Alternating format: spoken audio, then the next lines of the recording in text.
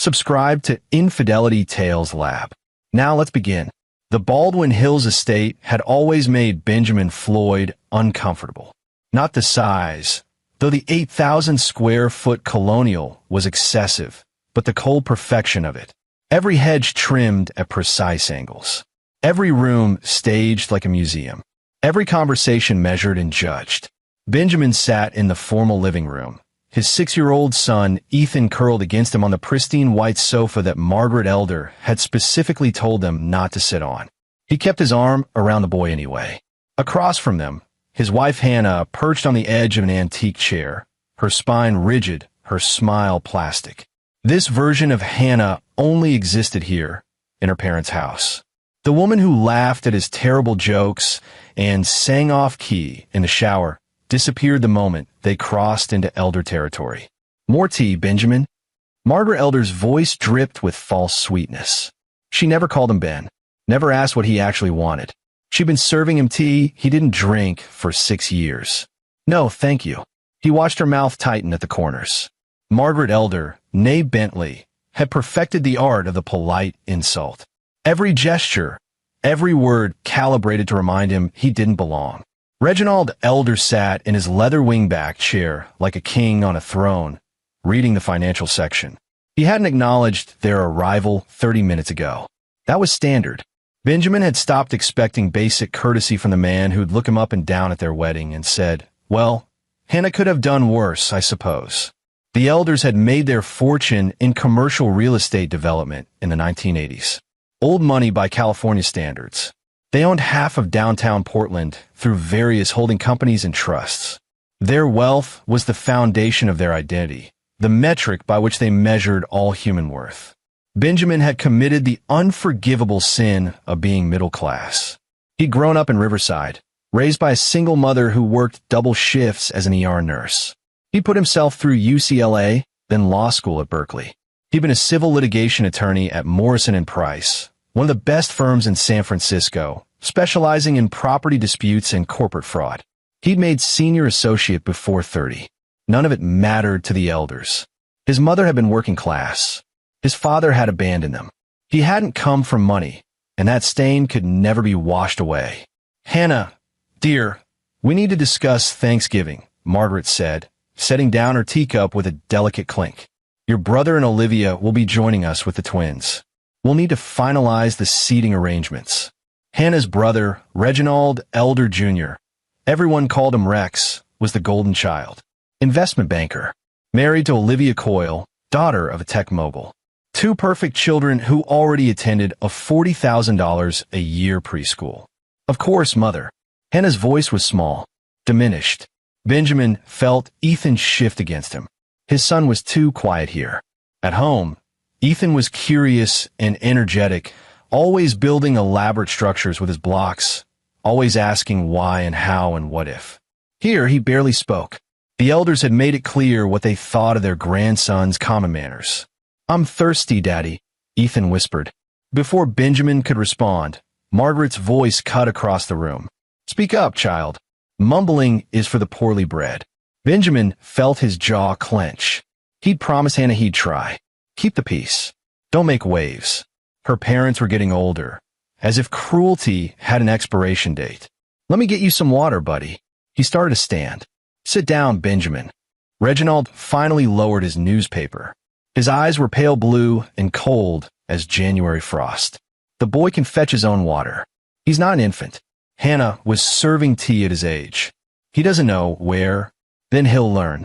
Character is built through self-reliance." Reginald's tone ended the discussion. "Go on, boy. Kitchen is through the dining room." Ethan looked up at Benjamin with worried eyes. Benjamin gave him an encouraging nod, and his son slid off the couch and patted away on uncertain feet. The silence that followed was thick with judgment. "You coddle him," Margaret said. "It's no wonder he's so timid. Children need structure. Discipline. Rex's children are already reading at a 3rd grade level." "Ethan is 6, Benjamin said carefully. "He reads just fine for his age." Defensive. Reginald turned the page of his newspaper. Classic sign of insecurity.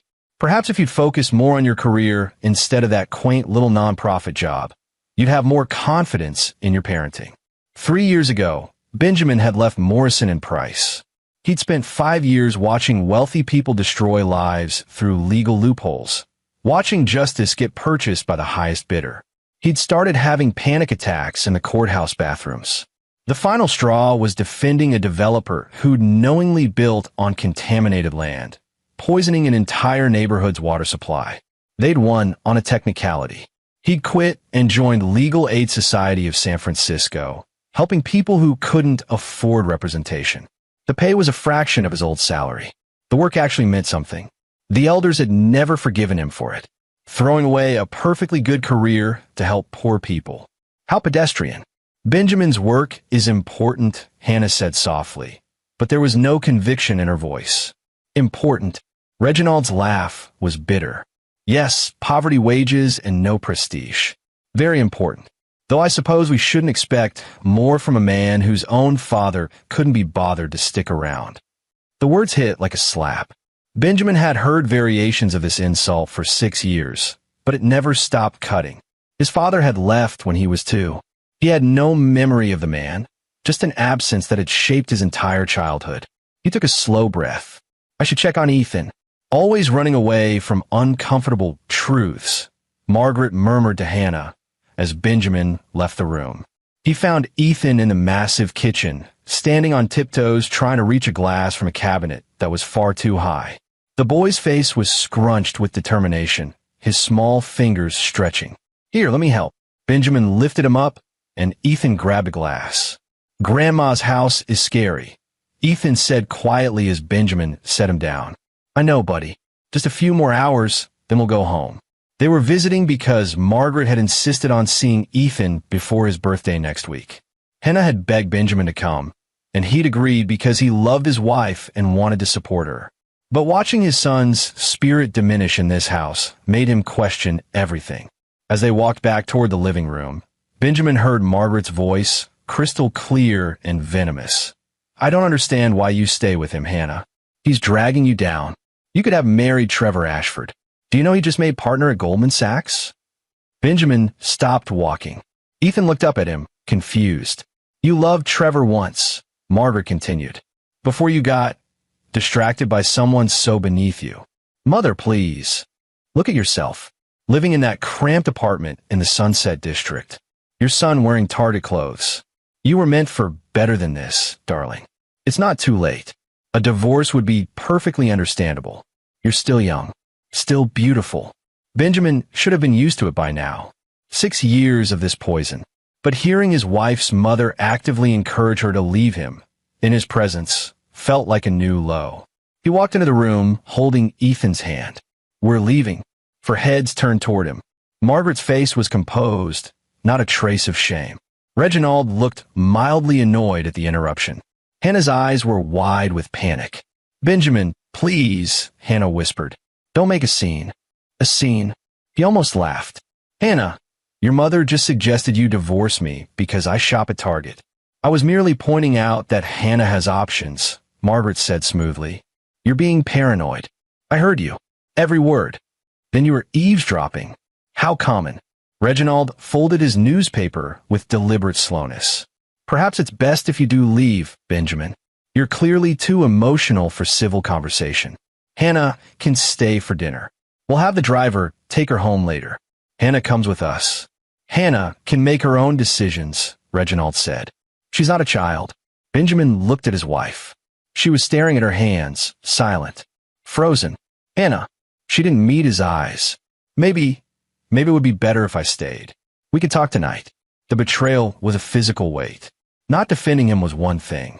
Choosing to stay with them after hearing what he'd heard was something else entirely. Come on, Ethan. He turned toward the door. Benjamin, wait. Hannah finally looked up, but he was already walking. He and Ethan got into their 12-year-old Honda Civic, another source of elder mockery, and drove in silence back to their apartment in the Sunset. When they got home, Ethan went straight to his room and started building with his blocks, creating walls and fortresses. Hannah came home at 11 that night, smelling like her mother's expensive perfume. They lay in bed in the dark, not touching. We need to talk about this, she said. About what? About your mother telling you to leave me? About your father calling me insecure and making comments about my dead dad? About you staying for dinner anyway? Then my parents, Ben. They're not perfect, but they're family. And what are we? He turned to look at her in the darkness. What am I? She didn't answer. He turned away and stared at the ceiling until dawn, listening to his wife pretend to sleep. The invitation arrived 2 weeks later, heavy cardstock with gold embossed lettering. The elders were hosting their annual summer garden party. Black tie, 200 guests, a display of wealth and influence. And this year, the party would celebrate Rex and Olivia's 10th wedding anniversary. We have to go, Hannah said at breakfast, setting the invitation on the table between them. It's for Rex. Benjamin looked at her across the table. The distance between them had been growing since that dinner. She'd been spending more time at her parents' house, helping Margaret plan this party, coming home later and later. Hannah, after what happened, they apologized. She said it quickly, like the words were rehearsed. Mother called yesterday. She said she was out of line. She wants us there. Both of us. She apologized to you or to me? Hannah looked away. She's making an effort. Can't you do the same? Ethan was in his room, and Benjamin was grateful he couldn't hear this conversation. The boy had nightmares after their last visit. He'd wake up crying, saying he didn't want to go to the scary house anymore. What did she actually say? She acknowledged that her comments were hurtful. She wants to move past this. Did she use my name? Did she say I'm sorry for telling my daughter to divorce Benjamin while he was in the next room? Hannah's silence was his answer. I don't want to fight, she said quietly. I'm tired of being caught in the middle. They're my parents. You're my husband. Why can't everyone just get along? Because getting along required him to accept abuse with a smile, to let his son be treated like he was inferior, to pretend that everything was fine when it very clearly wasn't. But he looked at Hannah's exhausted face and felt the fight drain out of him. Maybe he was being stubborn. Maybe he should be the bigger person. For her sake. For Ethan's sake. Family was supposed to weather these storms together. Okay, he said. We'll go. Her relief was visible. She smiled, and for a moment, she looked like the woman he'd married. The woman who'd laughed through their courthouse wedding because her parents had refused to pay for a ceremony that united her with someone so unsuitable. They'd been happy then, surviving on love and pizza and student loan debt. When had that changed? When had her parents' poison started winning? The garden party was everything Benjamin expected and worse. The elder estate's back lawn had been transformed into something from a wedding magazine. White tents, string lights, a jazz quartet, waiters in crisp uniforms circulating with champagne that cost more per bottle than Benjamin's monthly car payment. 200 guests in designer clothes, all of them part of the elder's wealthy social circle. Developers and investors and old Portland families. People who measured their worth in property portfolios and vacation homes. Benjamin wore his one good suit, the same one he'd worn to job interviews and court appearances for the past decade. Next to the custom-tailored tuxedos around him, he looked exactly as out of place as he felt. Hannah had insisted Ethan come too. It's a family event, she'd said, and Mother specifically mentioned wanting him there. That should have been his first warning. They'd been there for an hour, Benjamin nursing a whiskey while Hannah made the rounds with her parents, when Mitchell Collier appeared at his elbow. Mitchell was one of the few people here Benjamin actually liked. They'd met in law school, and Mitchell had ended up at the same firm before going solo 3 years ago. He specialized in whistleblower cases and took on corporate fraud. They got together for basketball once a month and didn't talk about work. You look like you're at a funeral, Mitchell said. Feels like one. Benjamin watched Hannah across the lawn, laughing at something Rex said. His brother-in-law was holding court, a circle of admirers around him. Olivia stood beside him in a dress that probably cost more than Benjamin's monthly salary. How's Ethan handling it? Benjamin looked around for his son. He spotted him near the dessert table, alone, carefully selecting a cookie. Even from here, Benjamin could see the tension in the boy's small shoulders. He's trying. Kids are resilient, Mitchell said, but his eyes were sympathetic. He knew the history. Benjamin had told him everything after one too many beers last year. Mr. Floyd, Reginald Elder materialized beside them, his presence commanding attention without effort. Good of you to come. Thanks for having us. Yes, well, family obligation and all that. Reginald's eyes swept over Benjamin's suit with barely concealed disdain, though perhaps next time a bit more attention to the dress code. This is black tie, not business casual. This is a tuxedo, Benjamin said evenly. Technically, I suppose. Reginald turned to Mitchell. And you are? Mitchell Collier. I'm an attorney. Yes, Hannah mentioned. Solo practice. The words were calculated to diminish. Solo practitioners were considered lesser in Reginald's world. No prestige. No backing of a major firm. That's right. I represent. Yes. I'm sure it's all very meaningful. Reginald waved a dismissive hand. If you'll excuse me, I need to greet the mayor. He walked away, leaving the insult hanging in the air. Charming guy, Mitchell said dryly. You deal with that how often? Too often. As the evening wore on, Benjamin tried to stay close to Ethan, but Hannah kept pulling him into conversations with her family's friends. Introductions that felt like interrogations. Where did he work? What did he do? Oh, legal aid? How noble. The word noble always meant pathetic in this crowd. By 9 o'clock, Ethan was exhausted. Benjamin found him sitting alone on a bench near the rose garden, his small face pale and tired. Hey, buddy, you doing okay? Ethan nodded, but he looked miserable. Want to head inside for a bit? Get away from all these people. Okay. Benjamin led him into the house through the French doors. The air conditioning was a relief after the humid evening outside. He was heading toward the library, a quiet room where Ethan could rest, when Margaret Elder's voice stopped him. Where are you taking him? She stood in the hallway with Olivia and another woman Benjamin didn't recognize. All three held champagne flutes and wore matching expressions of displeasure. He's tired. I thought he could rest. The children are outside, Margaret said firmly. Rex's twins are outside. I won't have him wandering through the house unsupervised. I'm supervising him. You know what I mean? This house contains valuables. Antiques. Things that can't be replaced. The implication was crystal clear. Your son can't be trusted. Your son is the type to break things, to steal things. Benjamin felt rage building in his chest, hot and dangerous. Before he could respond, Ethan tugged on his hand. It's okay, Daddy. I don't mind going back outside. The small voice, trying so hard to make peace, to avoid conflict. His 6-year-old son had already learned to make himself smaller to avoid trouble. No, Benjamin said, looking directly at Margaret. He's tired. He's 6 years old. He's going to rest in the library for 20 minutes, and then we're leaving. I don't think. I wasn't asking permission. He walked past her, Ethan's hand in his, and didn't look back. In the library, he settled Ethan on the leather couch and pulled out his phone, letting the boy play a game while Benjamin tried to calm his racing heart. 10 more minutes. They'd stay 10 more minutes. Then he'd grab Hannah and they'd leave. He should have left right then. The rain started at 10:30, a sudden summer storm that sent the garden party scrambling. Guests rushed inside, the white tents proving inadequate against the downpour. The house filled with damp, expensive people, all talking too loud and drinking too much. Benjamin lost track of Ethan in the chaos. He searched the library, empty. The formal living room, full of guests, but no small boy. Panic started to creep in. The house was massive. Ethan could be anywhere. He found Hannah in the conservatory, holding a champagne flute and laughing with a group of women. Have you seen Ethan? He's around somewhere. She waved vaguely. He's fine, Ben. Stop hovering. Hannah, I can't find him. He's probably with the other children.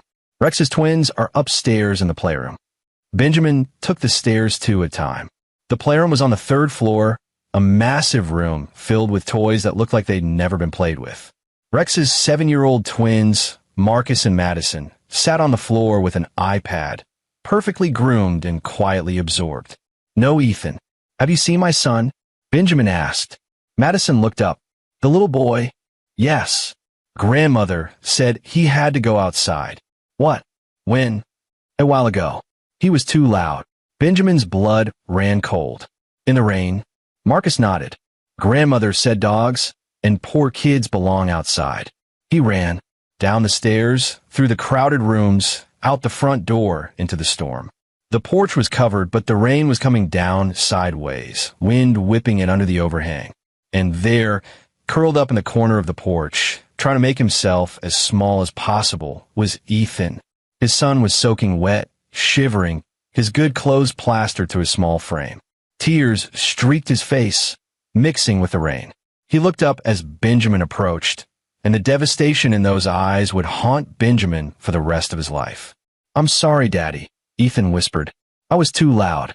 Grandma said I had to wait here until I learned to behave." Benjamin knelt down, rain soaking through his suit, and pulled his son into his arms. Ethan was freezing, shaking with cold and fear and humiliation. "How long have you been out here?" "I don't know. A long time." Benjamin stood, carrying Ethan, and walked back into the house. Water dripped from both of them onto the polished marble floors. The conversations stopped as people turned to stare. He found Margaret in the dining room, holding court with a group of older women. "You put my son outside in the rain." She looked at him with cool indifference. "He was disrupting the party. I told him to wait on the porch until he could control himself. He's 6 years old. He's been out there for over half an hour. He's freezing. A little discomfort builds character. You should be thanking me for providing the discipline you clearly lack the spine to." Benjamin turned and walked away before he said something that couldn't be taken back. He found Hannah in the conservatory, still laughing with her friends. "We're leaving." She turned, saw Ethan in his arms, dripping wet, and her face went pale. "Ben, what happened?" "Your mother put our son outside in a storm, as punishment for being too loud. There must be some misunderstanding." "No misunderstanding. He was out there for over half an hour, Hannah. He's 6 years old, and he was alone and freezing and scared." Hannah looked between Benjamin and Ethan, and he saw the choice forming in her eyes. He saw her look back at her friends, at the party, at the life she'd known before him. "Let me talk to Mother," she said. "No." His voice was flat. "Final. We're leaving. Right now. You can come with us or you can stay. Your choice." "Benjamin, you're being dramatic." "I'm being dramatic." He almost laughed. "Our son was left outside in a storm, and I'm being dramatic. It was just the porch. Choose, Hannah. Right now." She looked at him, and he saw the answer in her hesitation. Saw her glance back at her friends one more time. Saw her calculate what scene he might make if she refused. I'll call you later. We need to talk about this when you're calmer." Benjamin carried Ethan to the car without another word. He drove home in silence, the windshield wipers beating against the rain, his son wrapped in his suit jacket in the passenger seat. Ethan had stopped shivering, but he hadn't stopped crying. Quiet tears that said more than any words could. At home, Benjamin ran a warm bath and sat on the bathroom floor while Ethan soaked, trying to warm up. He made hot chocolate and helped Ethan into warm pajamas and held him until the boy finally fell asleep, his small fingers clutching Benjamin's shirt. Then Benjamin sat in the dark living room and waited for his wife to come home. She arrived at 2 in the morning, smelling like champagne and her mother's perfume. "We need to talk," she said. "Yes," Benjamin agreed. "We do." They sat at the kitchen table, the same table where they'd opened the party invitation 2 weeks ago. A lifetime ago. Mother explained everything, Hannah began. Ethan was running wild, bothering the guests. She asked him to sit on the porch for a few minutes, just to calm down. She didn't realize how long it had been. It was an accident. Benjamin stared at his wife and saw a stranger. He said she called him a poor kid. Said dogs and poor kids belong outside. He's 6. He probably misunderstood. Marcus and Madison confirmed it. Hannah's face tightened. "You questioned Rex's children?" "I asked them if they'd seen Ethan. They told me what your mother said. They're children. They don't understand context. Mother was probably just what, Hannah? Making a joke? Providing discipline? Building character? Why do you always have to make her the villain? She's not perfect, but she's my mother. She loves me. What about Ethan? Does she love him?" Hannah didn't answer. "I want a divorce," Benjamin said. The words hung in the air between them, irreversible as a bullet. "You don't mean that. I've never meant anything more in my life. Ben, please. We can work through this. We can get counseling. Your mother left our son outside in a storm, and you defended her. You chose her over him, over us. I didn't choose anyone. I'm trying to keep this family together. By letting them destroy it, he shook his head. I'm done, Hannah. I'm done watching you turn into them. I'm done watching our son learn to hate himself because he's not good enough for your family. I'm done. She started to cry, and he felt nothing. The love he'd had for her had been eroded by 6 years of death by 1,000 cuts. This was just the final one. I'll file the papers on Monday, he said. I'll be fair. You can have the apartment. I just want Ethan. You can't take my son. I can and I will. No judge is going to give custody to a woman who let her mother abuse her child. It wasn't abuse. Benjamin stood up. Believe that if it helps you sleep. I'm going to check on our son. He left her crying at the kitchen table and went to Ethan's room. His son was still asleep, still clutching his blanket, his face peaceful in a way it never was at the elder estate. Benjamin had made a promise to himself the night Ethan was born. He would be better than his own father. He would stay. He would protect his son. He would make sure Ethan never felt abandoned or unwanted. It was time to keep that promise. But first, he had a different promise to make. One to himself. The elders had been playing games with people's lives for decades, using their money and influence like weapons. They'd hurt his son. They'd poisoned his marriage. They'd spent 6 years trying to break him down, to make him feel small and worthless. Benjamin Floyd had spent 5 years as a litigation attorney, learning how the wealthy protected their wealth.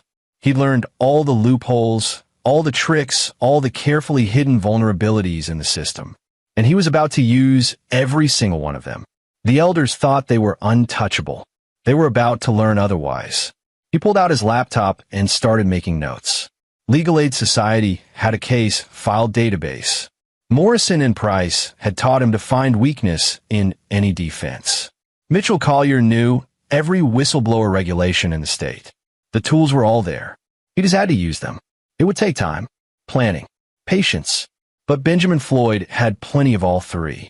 And unlike the elders, he had nothing to lose. The divorce moved faster than expected. Hannah didn't contest custody. Temporarily, she said, as if she'd eventually come back for Ethan when things calmed down. Benjamin knew better. She'd already moved back into her parents' house, already returned to the life she'd known before him. He and Ethan moved to a smaller apartment in the Richmond district. 2 bedrooms, old but clean, near Golden Gate Park. Ethan's nightmares gradually faded.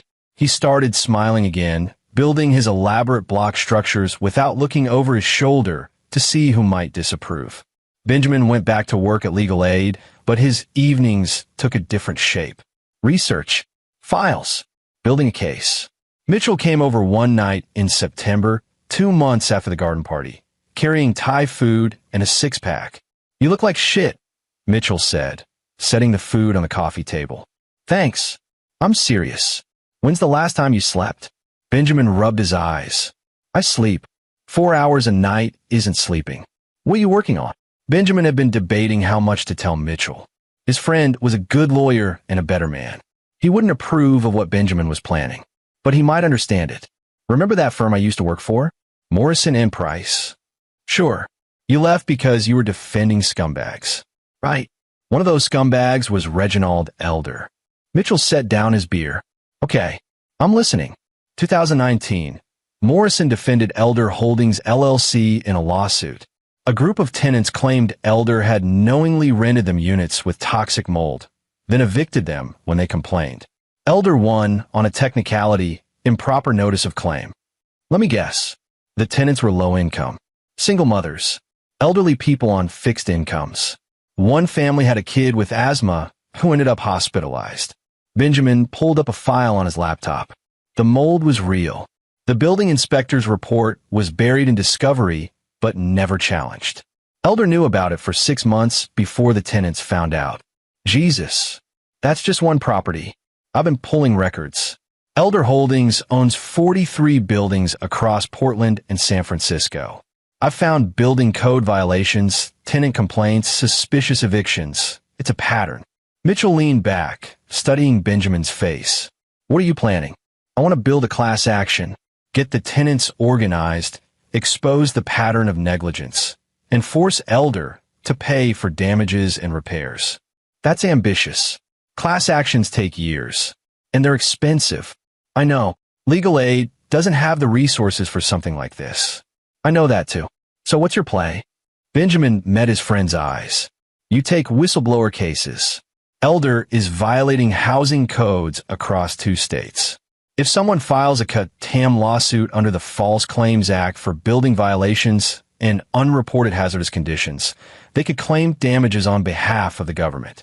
And the whistleblower gets a percentage. You're talking about your father-in-law. Ex-father-in-law. Still, Mitchell shook his head. This isn't about justice, Ben. This is about revenge. Can it be both? Silence stretched between them.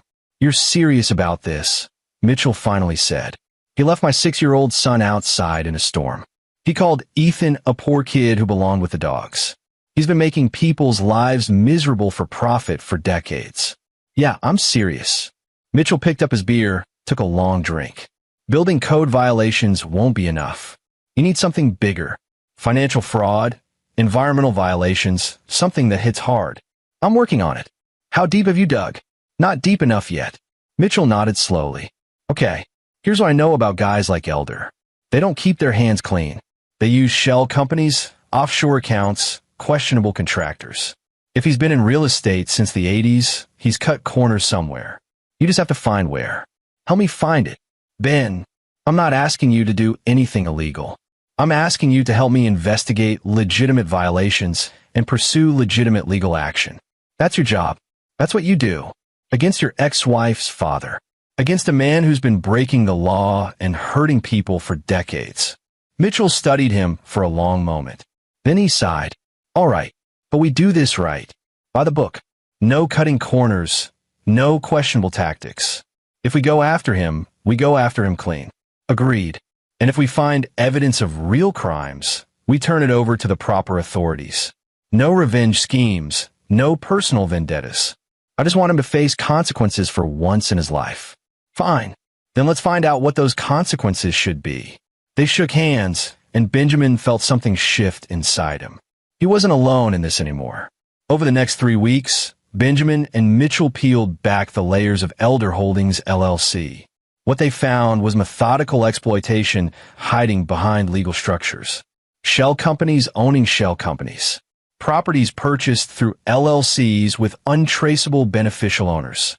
Maintenance contracts with companies that only existed on paper, owned by Reginald's brother-in-law, Jeffrey Case. The buildings themselves told a darker story. 43 properties, mostly in low-income neighborhoods. Deferred maintenance was standard practice. Repairs only happened when legally forced.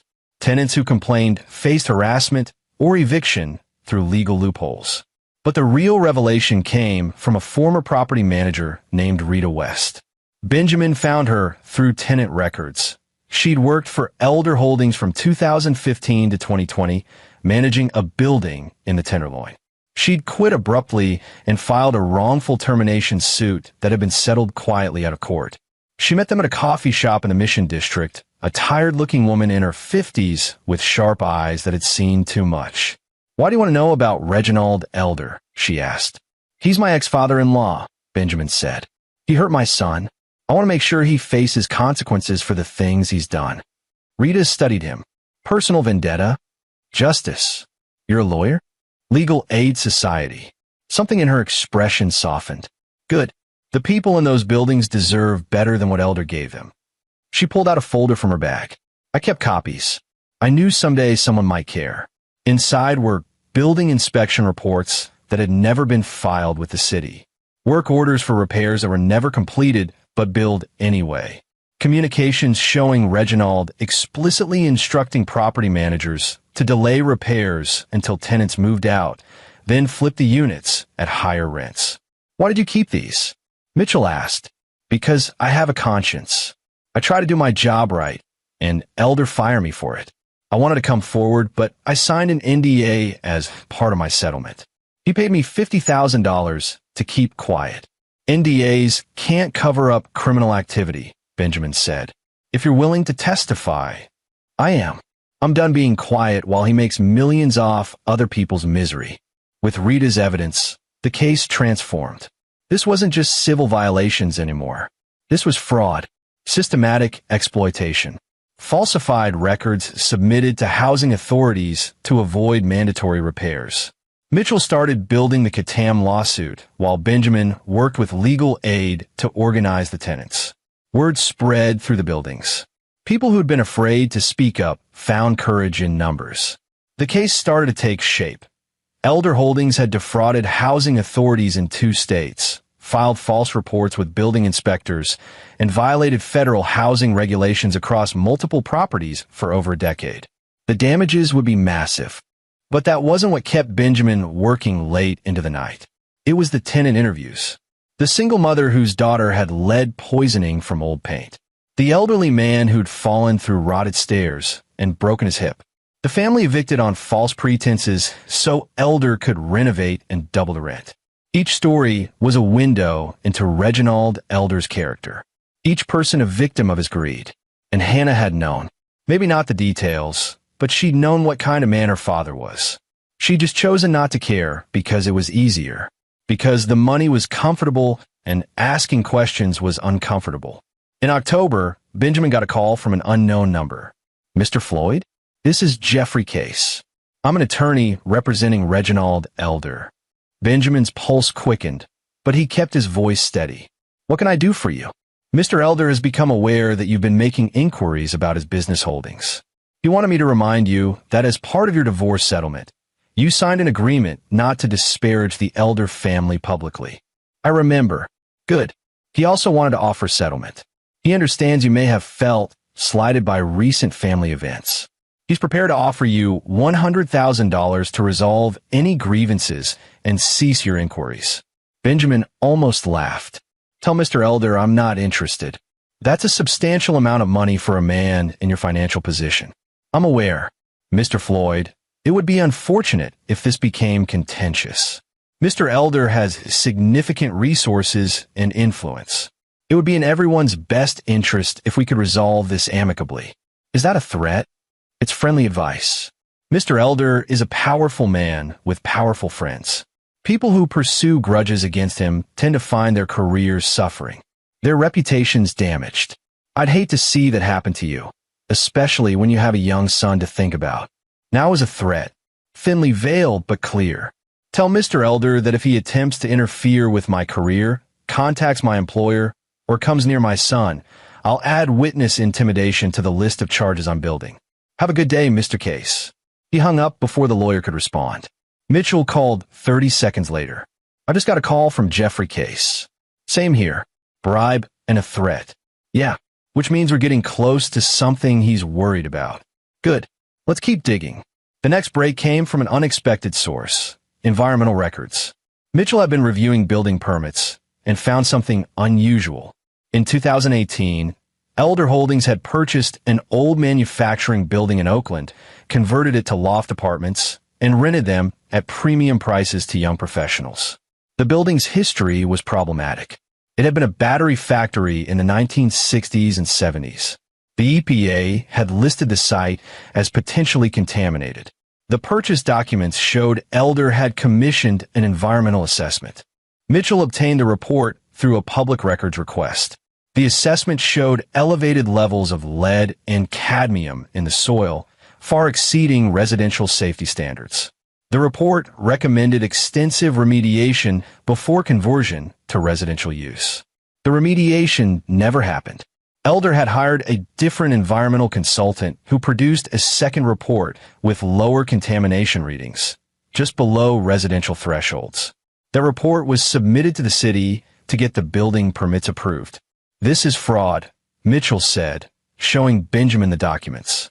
He shopped for a report that would let him skip a $200,000 cleanup, then rented apartments to people who have no idea they're living on contaminated land. Can we prove the second report is fake? We can prove it contradicts the first report. We can have independent testing done now and compare.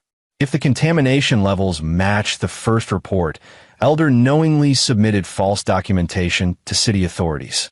That's a federal crime. That's what I'm saying. Benjamin stared at the documents, his mind racing. This was bigger than building code violations. This was environmental fraud that put people's health at risk.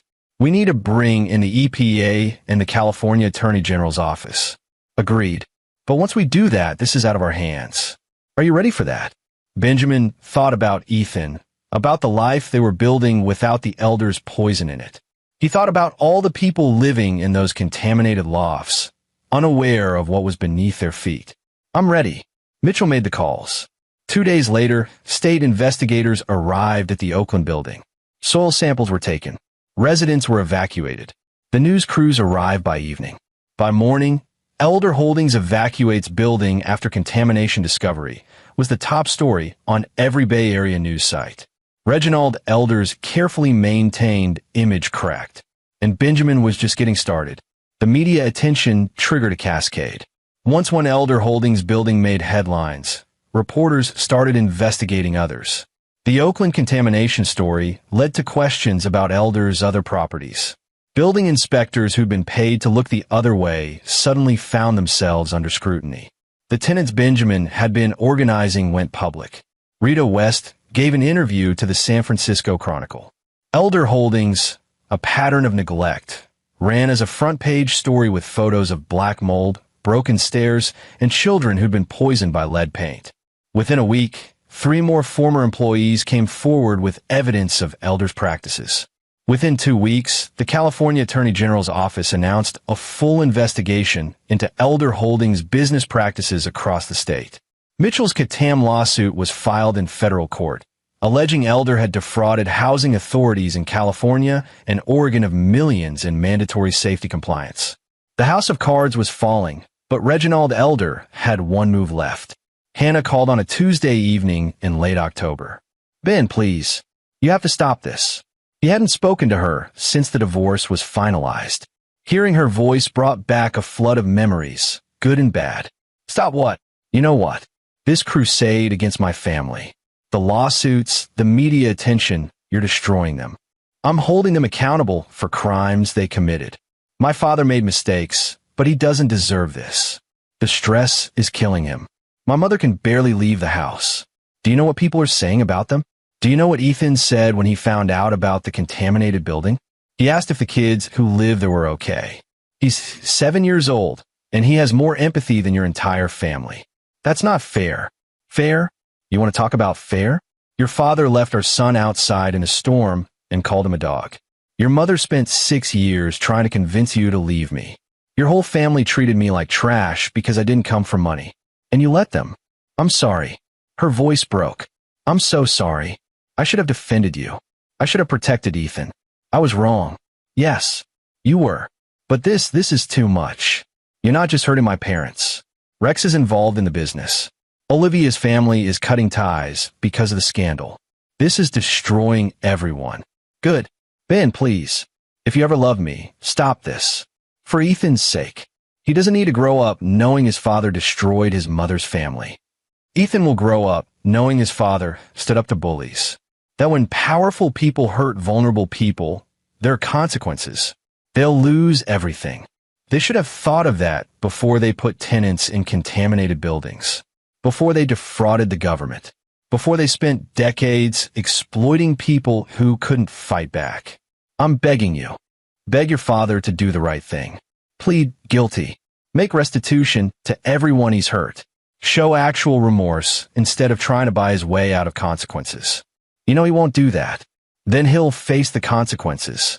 She was quiet for a long moment. "I really did love you once. I know. I loved you too. But you chose them over our son. I'll never forgive that. I'm choosing you now. I'm asking you to stop." "Too late, Hannah. This isn't about you anymore. It never really was." He hung up. Ethan appeared in the doorway, clutching his stuffed bear. "Was that Mom?" "Yeah, buddy. Is she coming to visit?" Benjamin pulled his son onto his lap. "I don't know. Maybe someday. I miss her sometimes." "I know. That's okay. But I like it here. With you. Is that okay too?" Benjamin's chest tightened. "That's more than okay." Ethan nodded and went back to his room, and Benjamin sat in the silence of their small apartment, thinking about choices and consequences and the price of standing up for what was right. His phone buzzed. "Mitchell, you need to see this. Elder's lawyers just filed a motion to dismiss the Katam suit. They're claiming the whistleblower evidence was obtained illegally and that Rita West violated her NDA. Can they do that?" "They're trying. We have a hearing Friday. Also, Jeffrey Case filed a bar complaint against you, claiming conflict of interest and harassment. Benjamin closed his eyes. Of course he did. It's a delay tactic. The complaint won't go anywhere, but it's designed to make your life difficult and distract from their own problems. What about the criminal investigation? That's still moving forward. The AG's office doesn't care about civil motions. They have their own evidence now. But the civil case could stall if Elder's lawyers can suppress Rita's testimony. Then we fight it. I was hoping you'd say that. Friday, 9 a.m., Federal Courthouse. Bring your A-game. Benjamin spent the next 3 days preparing. He reviewed every document, every communication, every piece of evidence. Rita West's testimony was the cornerstone of the case, but it wasn't the only evidence. The environmental reports were public record. The building code violations were documented. The tenant testimonies were voluntary. Even if they suppressed Rita's specific documents, the pattern was established.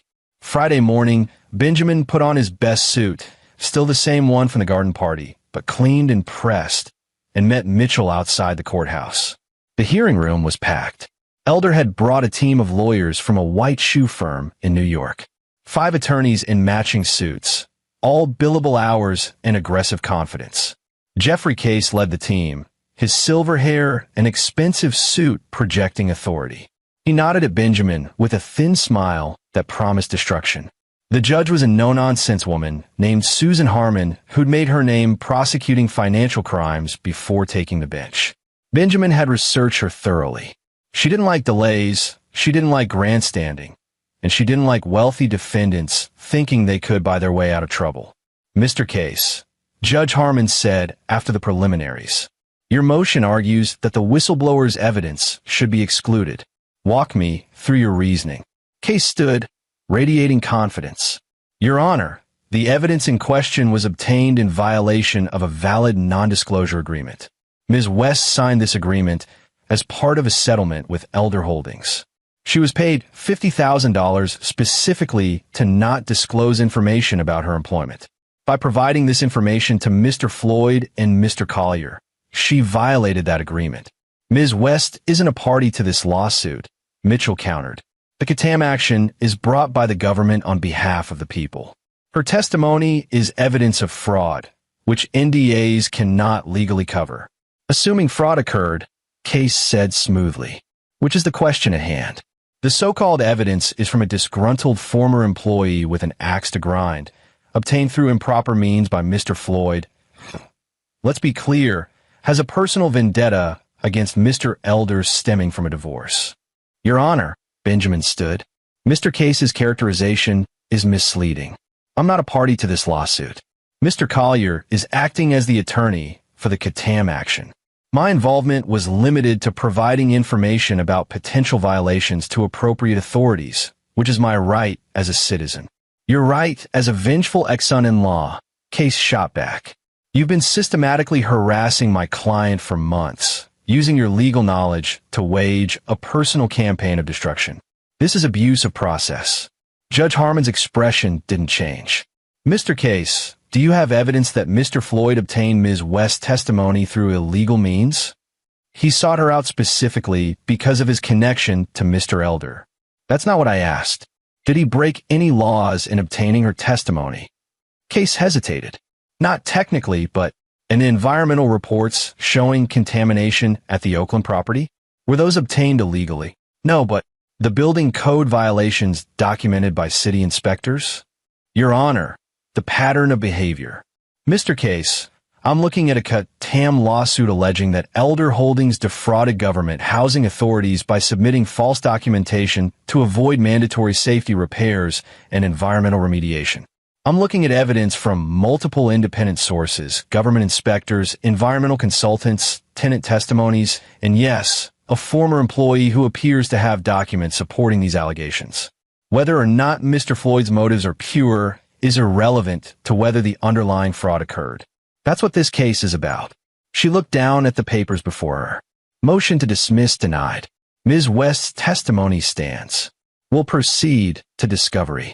Mr. Case, I suggest you advise your client that attempting to suppress evidence of fraud by claiming NDA violations is not a winning strategy in my courtroom.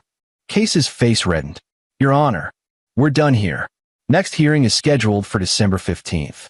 Both parties will submit discovery schedules by November 30th. Dismissed. The gavel came down, and Benjamin felt something unclench in his chest. First victory. Outside the courthouse, Mitchell clapped him on the shoulder. That went well. Better than I expected. Case looked like he wanted to murder you. He'll have to get in line behind his client. Speaking of which, look. Across the courthouse plaza, Reginald Elder stood with his legal team, Jeffrey Case gesturing animatedly. Even from a distance, Benjamin could see the fury in Reginald's posture. Their eyes met across the space. Reginald's expression was pure hatred, decades of superiority complex crashing against the reality that money might not save him this time. Benjamin held his gaze until Reginald looked away first. Feels good, doesn't it? Mitchell said. Not yet, but it will. Thanksgiving came and went. Ethan asked if they could have dinner with Mom, but Hannah sent a text saying she couldn't make it. She was with her family, dealing with the situation. Benjamin and Ethan had pizza and watched movies instead. It was the best Thanksgiving Benjamin could remember. December brought snow to San Francisco, a rare occurrence that delighted Ethan and gave the city an unreal quality. It also brought the first criminal charges against Reginald Elder. The California Attorney General filed charges of fraud, submitting false documents to government agencies, and criminal negligence in the Oakland contamination case. Federal charges for housing fraud followed. Elder's lawyers filed motions to delay, to dismiss, to suppress evidence. Judge after judge denied them. The civil lawsuits multiplied. Tenants filed a class action. The city of Oakland filed suit to recover cleanup costs. Oregon authorities opened their own investigation. Elder Holdings' stock price, it had gone public in 2015, collapsed. Partner companies cut ties. Banks called loans. And then the financial records started leaking. Someone inside Elder Holdings, Benjamin suspected Rita West had more friends still working there, provided documents showing years of creative accounting. Shell companies transferring money offshore. Maintenance funds diverted to executive bonuses. Tax fraud going back a decade. The IRS got involved. By Christmas, Reginald Elder was facing criminal charges in 2 states and federal court, civil lawsuits totaling over $50 million, and a criminal tax investigation. His empire was crumbling. Benjamin watched it happen with grim satisfaction. Every news story, every legal filing, every witness coming forward felt like vindication. Not just for him, but for everyone the elders had hurt over the years. But the final blow came from an unexpected source. Rex Elder, the golden child, contacted Mitchell's office requesting a meeting. They met at a neutral location, a conference room Mitchell rented by the hour. Rex showed up alone, looking like he'd aged 10 years in 3 months. His expensive suit hung loosely on his frame. The confidence was gone. I want to make a deal, Rex said without preamble. We're listening, Mitchell replied. I'll testify against my father. Full cooperation. I have documents he doesn't know I kept. Communications showing he knew about the contamination, the building violations, all of it. I'll give you everything. In exchange for? Benjamin asked. Immunity. I was involved in the business, but I didn't make the decisions. He did. I went along. You profited from it. Yes. Rex met Benjamin's eyes for the first time. I did. And I should have spoken up. I should have stopped him. But I was raised to believe that loyalty to family meant looking the other way when things got ugly. My whole life, I was taught that elder money and elder power made us better than everyone else. Made the rules different for us. And now I have twins who are asking me why Grandpa is on the news. Why people are saying we're criminals. And I realized I don't want them growing up the way I did. Thinking money means you can hurt people without consequences. He pulled a USB drive from his pocket and slid it across the table. This has emails, financial records, recorded conversations. Everything I could gather over the past 10 years. My father trusted me. I have access to accounts and records his lawyers don't even know about. Mitchell picked up the drive. Why should we believe you? Because I'm done protecting him. He's my father, and I loved him, but what he did to those tenants, what he did to Ben's kid, Rex's voice cracked. I have kids. If someone treated Marcus and Madison the way he treated Ethan, I'd want to destroy them. Ben did the right thing. I should have done it years ago. Benjamin studied his former brother-in-law. The man looked broken, sincere. Whether it was real remorse or self-preservation didn't entirely matter. The evidence was what counted. What about Hannah? Benjamin asked. Does she know you're here? No. She's still at the house. Still standing by them. I try to talk to her, but she won't listen. She's convinced this is all your vendetta, that you're destroying the family out of spite. And you don't think that? I think you're destroying a criminal enterprise that happened to be run by my family. There's a difference. Rex stood. My lawyer is Peter Chun. Contact him about the immunity deal. I'll cooperate fully with all investigations, state, federal, civil, criminal. Whatever it takes. After Rex left, Benjamin and Mitchell sat in silence. Well, Mitchell finally said, that just became a slam dunk. Yeah. You okay? Benjamin wasn't sure. Part of him had wanted the elders to remain united in their arrogance, to go down together, refusing to admit fault. Rex's betrayal, though it was the right thing to do, complicated the narrative. I'm fine. Let's see what's on that drive. The drive contained everything Rex had promised and more. Emails from Reginald explicitly ordering property managers to ignore building code violations. Financial records showing systematic fraud.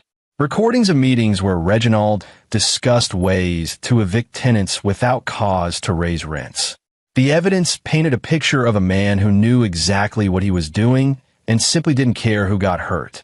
Mitchell turned the drive over to prosecutors with Rex's immunity agreement. The fallout was immediate. In January, Reginald Elder was arrested at his home. The news footage showed him being let out in handcuffs, his face gray with shock. Margaret stood in the doorway, her perfect composure finally shattered.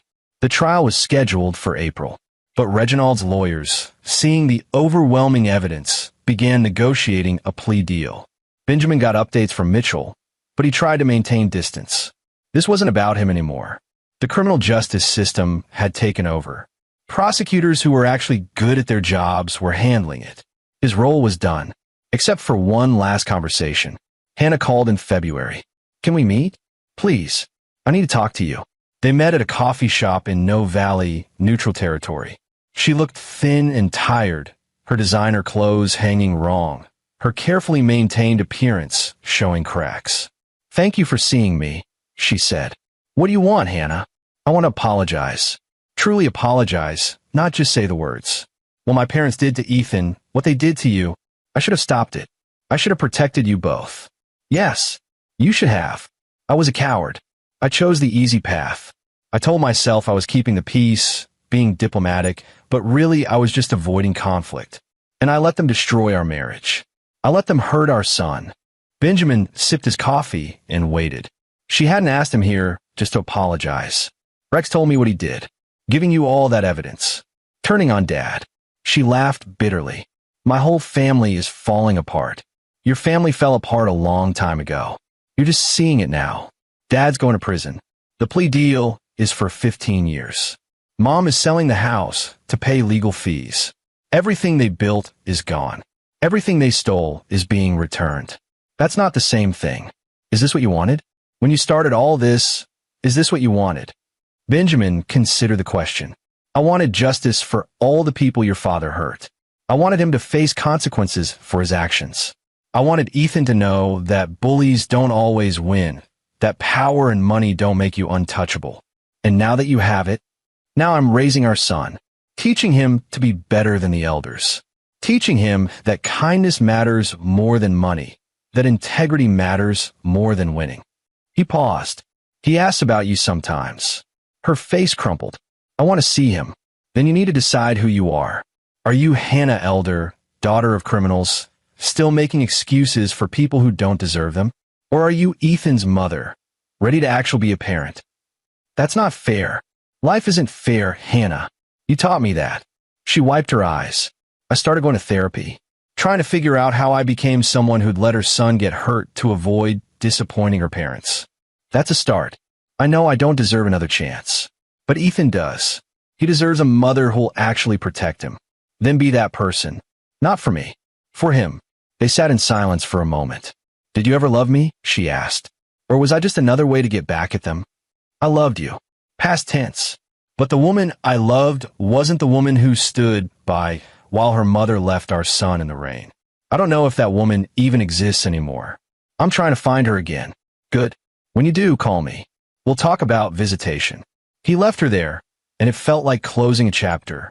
April brought the cherry blossoms and Reginald Elder's sentencing. The plea deal was accepted. 15 years in federal prison for fraud, tax evasion, and criminal negligence. Margaret Elder received 3 years probation for her role in the business. She'd signed off on documents, even if Reginald made the decisions. The civil lawsuits were settled for $47 million, nearly everything the Elders had. The money went to victims, to remediation, to restitution.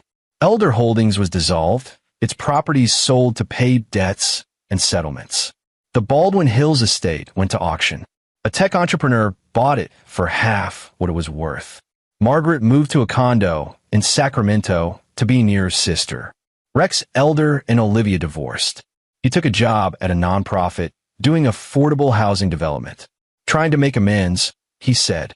Hannah got an apartment in Berkeley and started seeing Ethan on weekends. It was awkward at first, but she showed up consistently. She was trying. Benjamin gave her credit for that. And Benjamin kept working at Legal Aid, but he also started teaching an evening class at Berkeley Law about ethical obligations and corporate fraud. He wanted future lawyers to understand that justice wasn't just about winning cases. It was about protecting people who couldn't protect themselves. On a Saturday in late April, he took Ethan to the park. His son was building an elaborate sand castle, carefully constructing walls and towers. Mitchell joined them, bringing his own 7-year-old daughter Alexis. The kids played while the adults sat on a bench, watching. Did you see the Chronicle piece? Mitchell asked. The one about the contamination cleanup being finished? Yeah, all 43 buildings brought up to code. Over 300 families living in safe, updated housing. That's because of you. That's because Reginald Elder was a criminal who got caught. Who got caught because you wouldn't let it go. Because you fought back when everyone expected you to just take it. Benjamin watched Ethan carefully place a tower on his castle. The boy's tongue stuck out in concentration, his face peaceful. I did it for him, Benjamin said. So he'd know that he matters. That he's not less than anyone else because of where he came from or how much money we have. Think it worked? Ethan looked up and waved at Benjamin, his smile bright as sunshine. Benjamin waved back. Yeah, he said. I think it did. Your father would be proud. Benjamin tensed. I don't have a father. I meant the father you've become. The one Ethan has. That father would be proud of who you are. The words hit differently than expected. Benjamin had spent his whole life defined by his father's absence, by what he'd lost, by what he'd never had. But sitting there, watching his son build castles in the sand, safe and happy and loved, maybe that was the point. You didn't have to repeat the past. You could be better. You could choose differently. Thanks, Mitch. Anytime. Ethan ran over, sand in his hair and joy on his face. Dad, come see. I built the whole thing. Benjamin let his son pull him toward the sandbox, toward the castle they'd build together, toward the future they were creating one day at a time. The Elders were gone. Their empire was dust. Their legacy was being rewritten by the people they tried to crush. And Benjamin Floyd, the man they'd called common and unsuitable and beneath them, had been the one to bring them down. Not through violence or cruelty, but through the simple act of standing up, of refusing to accept that power meant immunity, of fighting for people who deserve better.